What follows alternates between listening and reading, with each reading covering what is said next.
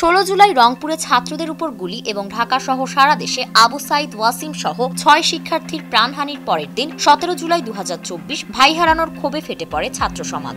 আগের সব দাবি ও বিক্ষোভকে ছাপিয়ে যায় এই দিনের প্রতিবাদ। ঢাকা বিশ্ববিদ্যালয়ের রাজু ভাস্কর্যের সামনে শহীদদের আত্মার মাগফিরাত কামনায় আয়োজন করা হয় গায়বানা জানাজা। তবে জানাজা শুরুর আগেই সেখানে টিয়ার শেল, লাঠিচার্জ ও ব্যাপক পুলিশি হামলা চালায় আইনশৃঙ্খলা বাহিনী।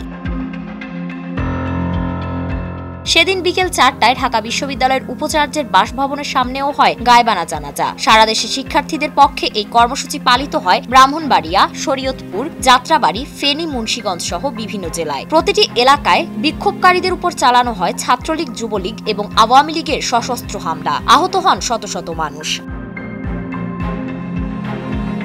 এই দিন ঢাকার শাহবাগ থানায় আটক হওয়া 2 শিক্ষার্থীকে ছাড়িয়ে আনেন কয়েকজন সাহসী শিক্ষক। তবে শিক্ষার্থীদের উপর ক্রমাগত চলে পুলিশি ধরপাকড়। সর্বত্র আতঙ্ক ও দমনপীড়নের মাঝে হঠাৎ করে সন্ধ্যার মধ্যে সব বিশ্ববিদ্যালয় হল ও ক্যাম্পাস খালি করার নির্দেশ দেয় প্রশাসন। বলা হয়, ক্যাম্পাসে অবস্থান করলে কঠোর ব্যবস্থা নেওয়া হবে। 17 জুলাই সন্ধ্যা 7টায় জাতির উদ্দেশ্যে ভাষণ দেন প্রধানমন্ত্রী শেখ হাসিনা। কালো শাড়ি পরে শোক জানালেও তার বক্তব্যে শিক্ষার্থীদের ক্ষোভ প্রশমিত হয়নি। সোশ্যাল মিডিয়ায় শেখ হাসিনার স্বজন হারানোর বেদনা নিয়ে শুরু হয় ট্রল। সরকারের পক্ষ থেকে বলা হয়, ছাত্রদের শান্ত থাকতে হবে এবং উচ্চ আদালতের রায় পর্যন্ত অপেক্ষা করতে হবে। কিন্তু এসব আহ্বানে কর্ণপাত না করে শিক্ষার্থীরা রাত 8টার দিকে মেয়র হানি ফ্লাইওভারের টোল প্লাজায় আগুন ধরিয়ে দেয়। এর আগে থেকেই সরকার মোবাইল ইন্টারনেট সম্পূর্ণ বন্ধ করে দেয়, যাতে আন্দোলনের বার্তা ছড়িয়ে না পড়ে। কিন্তু ফল হয় উল্টো। জনগণের ক্ষোভ ছড়িয়ে পড়ে রাজধানী থেকে প্রত্যন্ত অঞ্চল পর্যন্ত।